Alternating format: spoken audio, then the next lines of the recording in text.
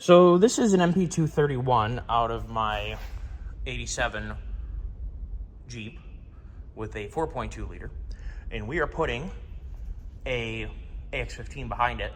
So what we need to do is we got a little bit bigger spline input shaft for the Tcase, and that's already been put in. When I was in here, first of all, I noticed these little pads that allow the shift forks to move and select between four-wheel drive and low. They were a little bit womped out. And worse, this input bearing, if I can find the stick, it has a stick.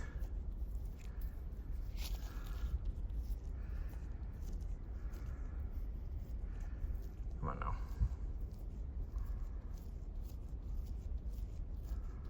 Trust me, it has a stick. Depending on where you catch it.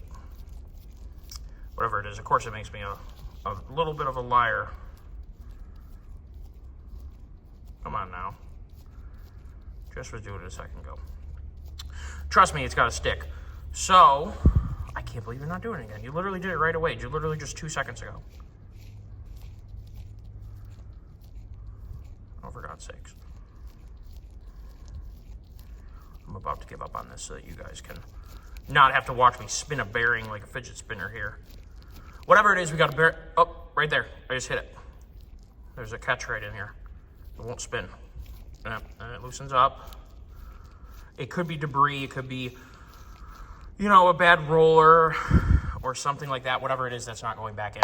For the $33 it was for a brand new bearing that chills on there, it is not worth it at all to have a Tcase go bad because you didn't replace a $33 bearing. So I have a new seal kit. We are going to hopefully go through and replace some, if not all, the seals, and also these little guides for the shift forks. And hopefully this is going to go back together without too much of a fight. And obviously, being that I'm not a professional Tcase rebuilder, I'm not going to sit here and pretend that I'm going to tell you guys how to build a Tcase. I'm going to muddle my way through it because a lot of you guys may be more experienced and better than me at rebuilding Tcases. So like I said, I'm not going to fumble around and have you guys watch the total disparity. Part of this is me learning some good hard knocks so that if I'm on the trail and this happens, I don't make a fool out of myself not knowing how to fix something. So part of this is an exercise in learning, and also an exercise, and I really want to put an AX15 behind this motor because it had a BA10 and it was locked in second gear, so that was no good. And so this is the Tcase out of that trans, but needed to have the bigger input shaft going the AX15. Now I don't know what the future of the Jeep will be. I think it's going to be mostly kept stock and just go putz around and go kayaking and exploring and all that stuff. I don't think it needs to be some built monster. But the AX15 will accept like a 5.3 swap. So if something bad was to happen to the 4.2, maybe a 5.3 might be in order to swap in.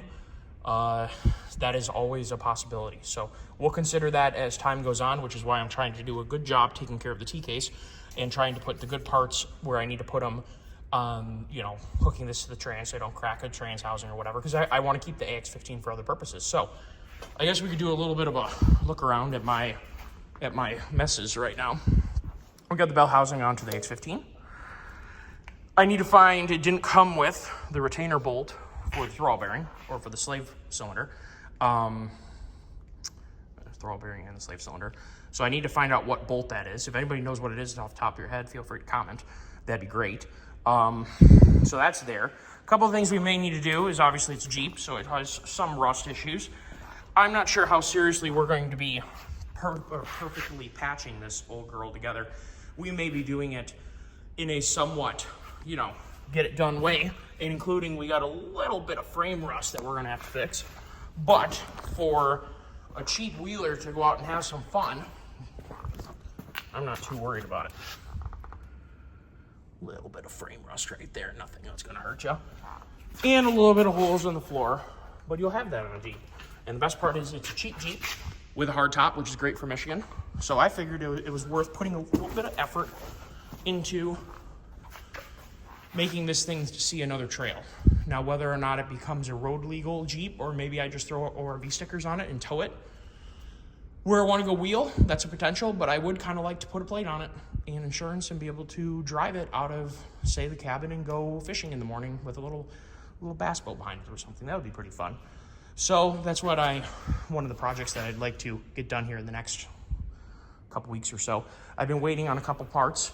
I do have a new clutch and a new flywheel. Train should be ready to go, I think. Tcase when I finish this. Yes, I have a mess in my hands, but you know, you'll have that. When your brain is being pulled 10 different directions, you tend to have messes. So I'm gonna muddle through this and we'll see how I do, and we'll see you guys later. So I went to go press out and replace this seal. It's very obvious that there's some water damage.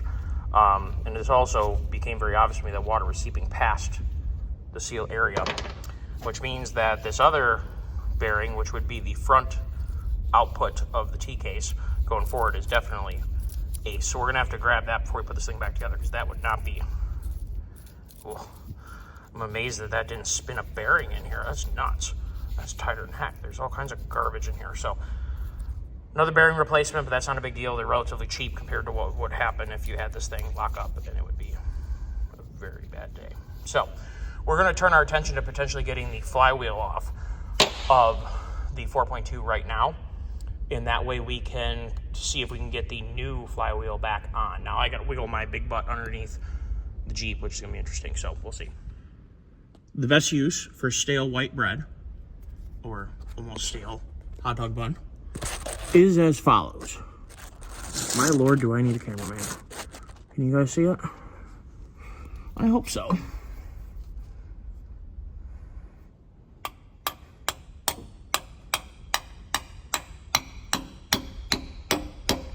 Oh, come on now.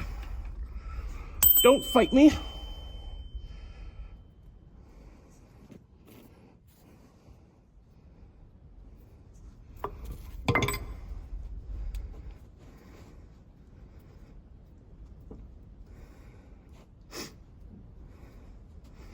Let's try that.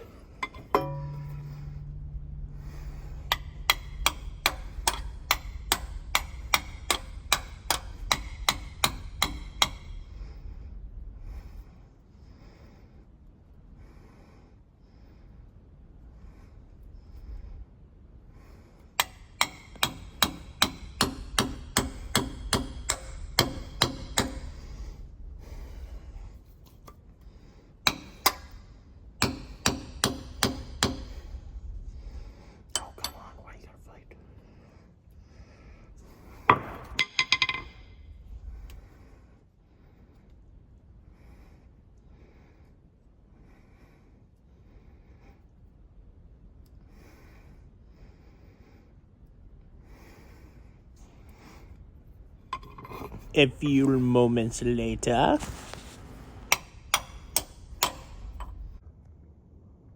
Does it work? Yes, it takes a little bit of time. We're a quarter of the way out, and we've used about a quarter of a hot dog bun by the time you trickle some pieces out on the ground. I did start with that that punch, but I ended up going to a bigger star bit, and you just gotta kind of keep working it out, but it works. All right, we're a little bit more than halfway there now. We're getting there. And I almost have used up half or a quarter of the bun, so I may have to go grab one more little piece to finish this off, and maybe something a little bit longer. I am holding in my hand the pilot bearing and my white bread hot dog concoction of excellence, which I'm now going to have to peel out of here, but it absolutely works, and it doesn't really take that long. It only took me maybe 15 minutes to press it all out. This sucker was tight. I think this is the original one. And oh boy, was she in there tight. But worked perfectly, and we're out. So definitely works.